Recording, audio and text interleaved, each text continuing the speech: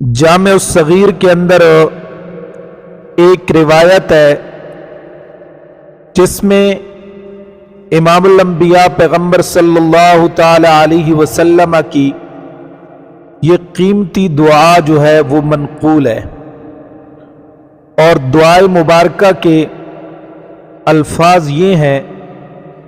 اللہم ارزقنی عینین حتقالتین تسقیان القلب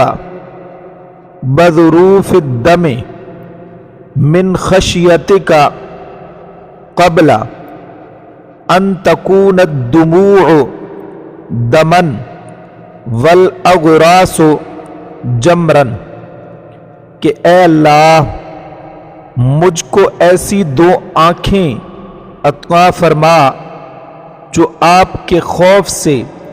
خوب رونے والی ہوں اور خشیت الہی کے آنسوؤں سے دل کو شفا دینے والی ہوں، اس سے پہلے کہ آنسو جہنم کے عذاب سے خون ہو جائے اور داڑھیں انگارے ہو جائیں۔ اس حدیث کے بارے میں